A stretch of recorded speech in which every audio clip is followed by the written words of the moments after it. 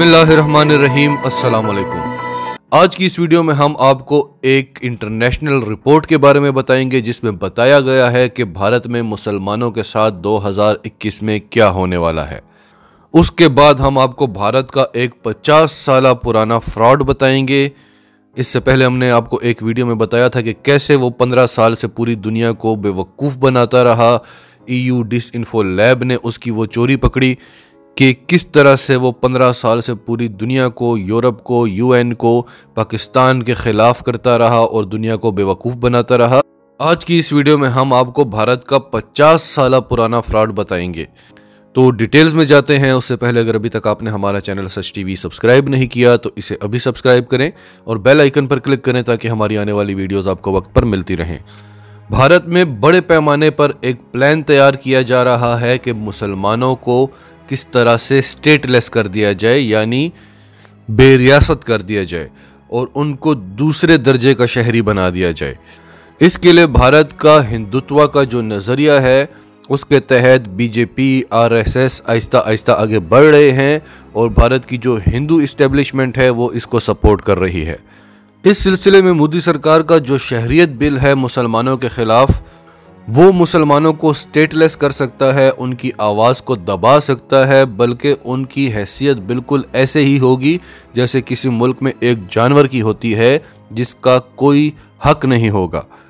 ना उनके शहरी हकूक़ होंगे, ना वो सियासत में हिस्सा ले सकेंगे, उनके किसी किस्म के कोई हकूक़ नहीं होंगे, यहाँ तक कि उनकी आवाज़ सुनना भी एक जुर्म समझा जाएगा ताकि उनकी आवाज़ दुनिया तक पहुँच ना सके। और ये इंकशाफात हम नहीं कर रहे, ये इंसानी हकूक़ की तंजीमें हैं जो जनूबी एशिया के हालात पर नज़र दुराती हैं। South Asia state of minorities ये एक बहुत बड़ी तंजीम है जो जनूबी एशिया में इंसानी हकूक़ पर नज़र रखती है। इनकी सालाना रिपोर्ट आई है और इस रिपोर्ट में ये इंकशाफ किया गया है कि 2021 में भारत के मुसलमानों पर यह क़यामत टूटने वाली है।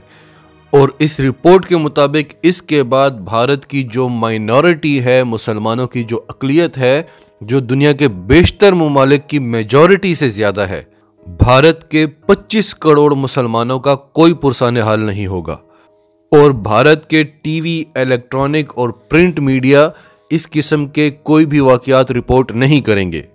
और अगर कोई इस किस्म के वाक़यात को रिपोर्ट करता है तो उसके ख़िलाफ़ खुफिया कार्रवाई की जाती है और उसे हमेशा हमेशा के लिए दबा दिया जाता है, बल्कि वहाँ के मीडिया को फॉरेन कंट्रीब्यूशन एक्ट के ख़िलाफ़ इस्तेमाल किया जा रहा है। ये रिपोर्ट अक़लियतों के हकूक़ के आलमी दिन के मौके पर शाया की गई और भारत को अक़लियतों के लिए दुनिया का ख़तरनाक तरीन मुल्क करार दिया गया। इस रिपोर्ट के मुताबिक मोदी सरकार जिस एजेंडे पर काम कर रही है उसके तहत हिंदुस्तान सिर्फ हिंदुओं का है और किसी और मज़हब से ताल्लुक़ रखने वाले को इस मुल्क में रहने की इजाज़त नहीं होनी चाहिए। इस रिपोर्ट के मुताबिक मुसलमान भारत की सबसे बड़ी माइनॉरिटी लेकिन सबसे कमज़ोर माइनॉरिटी हैं, इसलिए सबसे पहले उनके ख़िलाफ़ ये काम किया जाएगा, उसके बाद सिखों को और ईसाइयों को भी टारगेट किया जाएगा।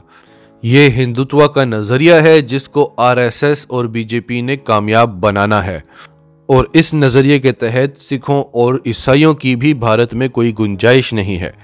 जिस तरह से हिंदू मज़हब में ब्राह्मण एक ऊंची ज़ात का तबका है और दलित उनकी कोई हैसियत नहीं है, उनके कोई इंसानी हकूक़ नहीं है, इसी तरह हिंदुस्तान में सिर्फ हिंदू इंजॉय कर सकेगा, मुसलमानों, ईसाइयों और सिखों के लिए वहाँ पर कोई जगह नहीं होगी। भारतीय मुसलमानों को शुरू से ही इस तरह से रखा गया कि वो अपने लिए कभी लड़ ही ना सकें, वो तालीम से दूर रहे, वो आगे नहीं बढ़ सके, उनकी आवाज़ कभी आगे पहुंचाई ही नहीं गई, वो इतने पीछे रह चुके हैं और इस किस्म का उनका ब्रेन वॉश हो चुका है कि वो ख़ुद को हिंदुओं से कमतर समझते हैं। इसी तरह सिखों के साथ भी उनको किसानी पर लगाई रखा गया, उनको भी तालीम से दूर रखा गया, लेकिन वो बहुत आगे निकल चुके हैं। और मोदी सरकार जो किसानों के ख़िलाफ़ बिल लेकर आई है वो सिखों को असल में कमज़ोर करने के लिए और हिंदुत्व नज़रिए के तहत ही लेकर आई है। लेकिन सिख जिनकी आबादी पूरी दुनिया में भारत समेत लगभग 3 करोड़ के है, उन्होंने भरपूर एहतजाज किया और मोदी सरकार को घुटनों पर लेकर आए हुए हैं। इंग्लैंड के एक बैरिस्टर हैं जिनका नाम है रवि नायर। उन्होंने कहा है कि जिस तरह से सिख एहतजाज कर रहे हैं, अगर इस तरह से 25 करोड़ मुसलमान एहतजाज करें तो मोदी सरकार की जुर्रत नहीं होगी कि इनके खिलाफ किसी भी किस्म का कानून लेकर आ सके। लेकिन ये खुद आपस में एक नहीं है, ये आपस में लड़ते रहते हैं, जिसकी वजह से ये असम्बलियों तक भी नहीं पहुंच सकते। और ये बात तो हम सब जानते हैं, ये कायद-ए-आज़म के दो कौमी नज़रिए के भी खिलाफ थे, ये पाकिस्तान के भी खिलाफ थे, और इनकी ज़िंदगी गुजर गई है भारत को अपनी वफादारी साबित करते हुए कि हम सच्चे हिंदुस्तानी हैं। हम भी भारत से उतनी ही मोहब्बत करते हैं जितनी कि एक हिंदू करता है। हम भी उतने ही भारतीय हैं जितना कि एक हिंदू भारतीय है। अगर भारत वाकई में एक सेकुलर स्टेट है तो मुसलमानों को ये बात करनी क्यों पड़ती है? ये बात हिंदू क्यों नहीं करता? ये बात एक मुसलमान को क्यों करनी पड़ती है? एक सिख को क्यों करनी पड़ती है? एक ईसाई को क्यों करनी पड़ती है? रवि नायर का कहना है कि मुसलमानों की 25 करोड़ आबादी में से सिर्फ अगर 5 लाख मुसलमान भी एक तहरीक चलाएं, जिस तरह सिख एक तहरीक चला रहे हैं खालिस्तान की, तो मोदी सरकार घुटनों पर आ जाएगी। उसको मजबूर हो जाना पड़ेगा। मुसलमानों के खिलाफ ये जो बिल लेकर आए हैं ये भी वापस लेंगे, और इसके अलावा भी मुसलमानों के जितने भी मुतालबात होंगे उनको खुश करने के लिए वो मुतालबात भी दिए जाएंगे। लेकिन मोदी सरकार को डिफेंड भी एक मुसलमान ही करता है, जैसे कि मुख्तार नकवी मोदी सरकार के कवानीन को डिफेंड कर रहा है। और जिस तरह की कोशिशें भारत पाकिस्तान में करता है कि मुसलमान आपस में लड़ें, फ़िरकावारियत पैदा हो, खाना जंगी पैदा हो, तो क्या वो भारत में नहीं करेगा? क्या वो उनको कभी एक होने देगा? मुसलमानों को एक होना पड़ेगा, कुर्बानियाँ देनी पड़ेंगी। इसके अलावा जो अगली खबर हम आपको बताने वाले हैं वो बीबीसी की एक रिपोर्ट है, जिसमें उन्होंने बताया है ऑपरेशन जैकपॉट और क़याम बांग्लादेश। 1971 में किस तरह से पाकिस्तानी बहरी जहाज़ों को ढाका की बंदरगाह पर नाकारा बनाया गया। बांग्लादेश की अलहदगी का इल्ज़ाम पाकिस्तान पर ही ठहराया जाता था, और जानते तो हम सब थे, पूरी दुनिया जानती थी कि इसमें भारत का हाथ है। लेकिन अब भारत की जो आर्मी है, उनके जो हुकूमती ओहदेदारान हैं, वो इस चीज़ का बाकायदा क्रेडिट लेना शुरू हो गए हैं और बताने लगे हैं कि हमने किस तरह से बांग्लादेश में पाकिस्तान के ख़िलाफ़ नफ़रत के बीज बोए थे, मुक्ति बानी के ट्रेनिंग कैंप हम बनाते थे, किस तरह से दिल्ली से हिदायत ली जा रही थी, किस तरह से खाने पीने की अशिया पहुंचाई जा रही थी, किस तरह से फ़ौजी इमदाद दी जा रही थी, और किस तरह से उनकी ब्रेन वॉशिंग की जा रही थी। और ऐसी ऐसी खबरें उनको फीड की गई कि उनके अंदर एक जहर पैदा हो।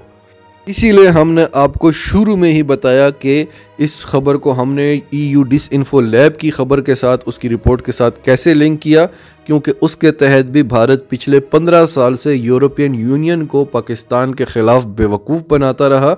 ये यूरोपियन यूनियन ख़ुद कह रहा है, यानी ये 50 साल पहले भी ये काम करते रहे, और अब ये ख़ुद कह रहे हैं कि हमने ऐसी ऐसी खबरें फीड की कि उनके दिलों में नफ़रत पैदा हो। यानी ये हमेशा से झूठे हैं।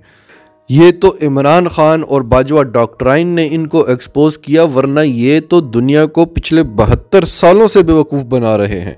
बिलाशुबा इसमें पाकिस्तान की अपनी भी कोताहियां हैं, क्योंकि भारत तो आज भी ये कोशिश कर रहा है, कराची में कर रहा है, बलूचिस्तान में कर रहा है, लेकिन उन साजिशों के ख़िलाफ़ कार्रवाइयाँ हो रही हैं। हमारे खुफिया इदारों की उन पर मुसलसल नज़र है, सिविल क़यादत भी उस पर काम करती रहती है।